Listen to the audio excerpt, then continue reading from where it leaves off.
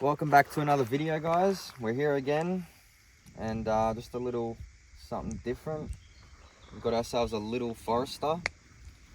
Made the purchase technically last week, I think. Yeah, last week.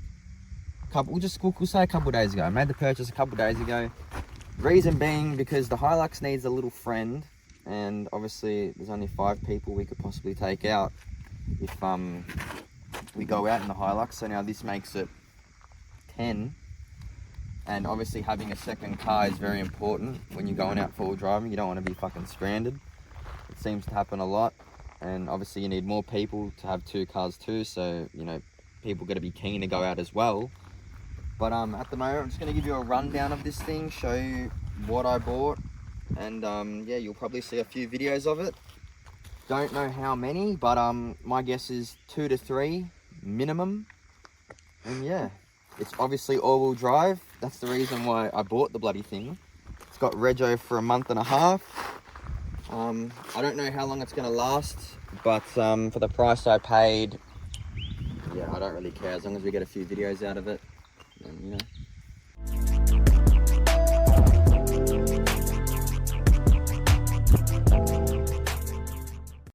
Who knows, but the wheels, the tread, still pretty good all around, which is a massive plus. So I don't need to buy wheels or tires. It does have a little oil leak on the motor. Alright, so underneath the bonnet, I'm pretty sure these, like, I don't know nothing about these things either, so I'm learning. This is my first ever Subaru. The green station wagon is long gone. I haven't said nothing about that, but it got parted out. So yeah, there's too many things wrong on that car to fix it, and I have other things that I want to try and experience. And yeah, if I just stuck with one car, then I wouldn't keep my life interesting. That's how I like to look at it anyway. But yeah, normal 2.5, non-turboed.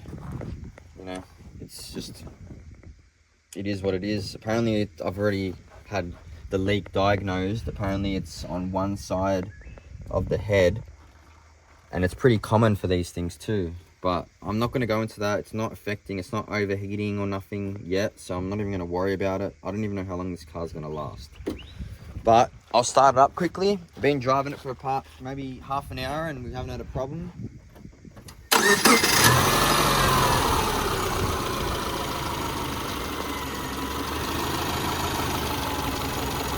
Yeah, I'll give it a little rev. It is warm.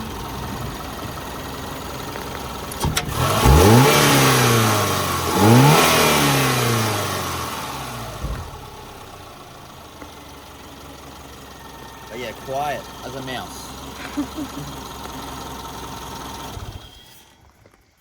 But yeah, that's the motor. I'll give you a quick little walkthrough of the inside.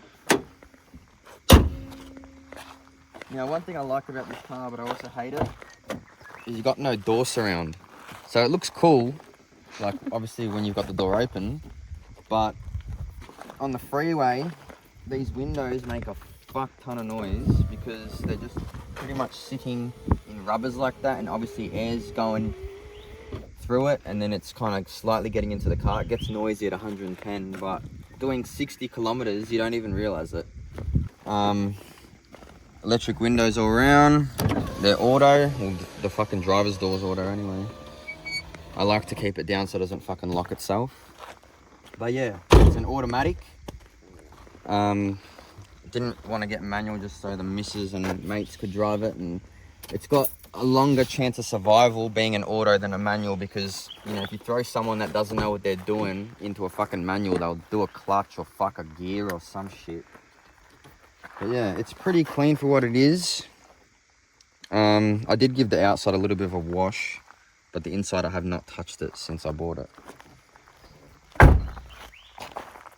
Going to the back of it. Obviously I got the Max Trucks in there just because I'm on the dirt. I don't know what's going to happen. I got some chains as well that old mate bought for me pretty cheap, so I might throw them on this just for a little bit of content, but we'll get to that. I don't know when that's going to be. I haven't even looked under here. You got a spare wheel on. Look, you got jumper cables. Fuck, I didn't even know I had that. But yeah, spare's really, I mean, it's pumped. They all go down a little bit when they're not fucking used in ages, but that's brand new, that spare wheel. I didn't even know that was in there. These things, I really like how they have cigarette lighters. There's 3 fucking cigarette lighters in this car. How crazy is that? Yeah, that's crazy. It's next level. The middle seat belt at the top there. Just so it doesn't get in your way down the bottom there. And having this fucking curtain is a fucking grouse idea. No one knows what you got in there. You could have a body in there and they would not know shit. Alright. Really much else to fucking talk about. It's just, you know, I don't know how long it's going to last. It's quiet as a mouse. I was thinking about putting a fucking cannon on it. I don't know if that's going to happen. But, yeah, it's here. That's the little rundown. I don't think you need much more than that for a little rundown. I mean, if you're not familiar with Subarus, I could add a couple more things in there. Armrests. That's next level crazy to me. In here is another cigarette lighter, which you might be able to see it. Just there. And then in here, you've got an ashtray and another cigarette lighter. Compartment up here as well. Clock. Look at the little compartment there. I didn't even notice that either. What the fuck? Yeah, but I like this idea too, because you can obviously fill it up that little bit more instead of it just being like a fucking bit of plastic that you can't stretch. So this car has a lot of pluses to it. Obviously the motor size is not a plus, but turbo, these things actually go alright. But yeah, I'm not gonna worry about that or fucking think about the turbo side of things. I more just bought it just to trial it out and see how it'd go. And you know, if I fucking bury the Hilux or if I bury this, we can pretty much compare them, you know what I mean? Like what this can go through and what the Hilux can go through type of shit. I definitely feel a lot safer in the Hilux, you know, being bar work all round. Fucking, this thing's pretty much independent suspension all round as well, so it's got a high chance of breaking a CV, but I'm gonna do my best to not let that happen so soon anyway. But yeah, I'm gonna just do a little bit of testing on these little hills here and see if we can get it to climb up and yeah, see what happens. Now I'm so used to the Hilux and the height of it, so this might not look like nothing, this hill, but to this car, I think it might be a little bit too much, but you know, what do you do? It's a lot lighter than the Hilux. I did bring the Max Trax, so if we do slightly get bottomed out, there is a possibility we will get out of it. So, this is tiny, yeah? The Hilux would just bounce up this, but you can see, look how low this car is and look at the size of that fucking hill. So it's a good chance it's not going to get up, but we're going to attempt it. That's what we're here for.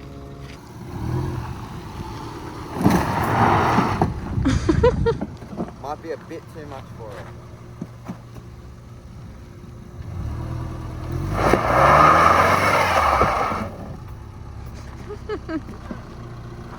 Obviously it hasn't got lockers either. Obviously this side wheel ends up in the air, the front end's bottoming out here, so yeah, I don't really see me going up that. And I honestly would really attempt it, like fucking rev the shit out of it, but I don't want to get stuck on that type of hill in the middle of fucking nowhere. This hill's a little bit smaller than the one we attempted before, so I'm just going to show you. I think it'll make up this pretty easy, but my guesstimates and my fucking accuracy with knowing what this car can do is very fucking bad at the moment, so anything's possible right now. If I go slow, it might not make it up at all, but we'll try.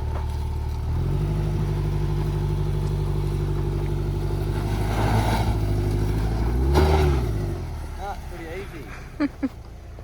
So this hill right here, obviously looking at it, it's fucked. Like for this car, you're thinking, what the fuck? But it's all about the angle, the line you take.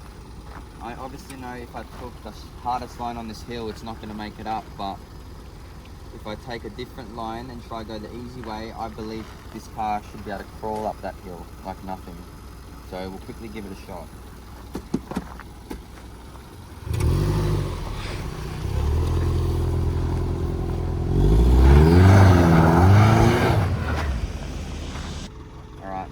of sand in front of us. It's nothing too extreme, but I just want to show you it glides over it pretty easy. And I think just the fact of it being so light makes it a lot easier too. I mean, obviously the heavier the vehicle, the more it's going to go down, but I could still make this thing go down if I really wanted to. I know that for a fact. But yeah, I'll quickly just show you how easy it just kind of glides over the sand.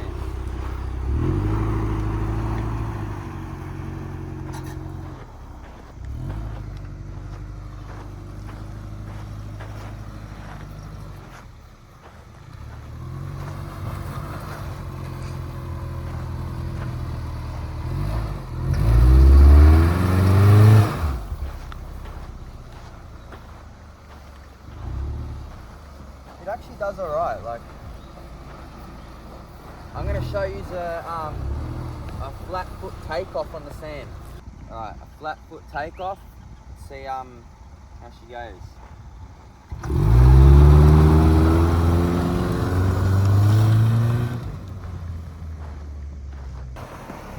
Not too bad.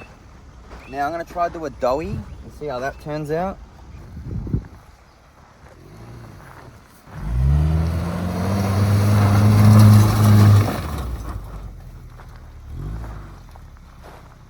See, being all-wheel drive, this is all new to me as well. Like, I don't actually know shit all about these things. But what I do feel is that it sends more power to the front end than the rear. So it's got less chance of doing a donut with less power. So if it had a turbo, it'd be a lot more possible. It's still possible, but the sand doesn't help either. On obviously slippery, wet mud, it'll definitely do it. But I don't really know where that is. Might have to go for a little suss and see if we can find a little section to actually do a proper donut. So the sun's right in my eyes. I found a little spot. I don't know if it's going to be any better, but it's a bit more flat, less sandy. We'll give it a shot, and it's on a hill too, so it might be a little bit sketch, but we'll give it a shot. This will be the last shot until we find a better place where it's a bit more muddy and wet.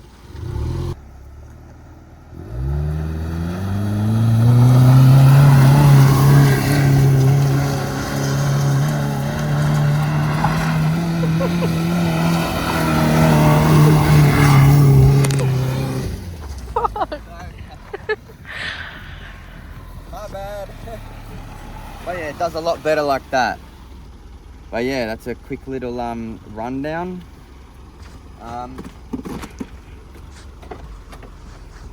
This thing personally I think is going to be perfect just to take more people out to enjoy it with us, and it could possibly even save the Hilux. Like, I don't see why it couldn't. Between the winch and this car, I think the Hilux has a good chance of making it out of whatever the fuck it's going to be put through.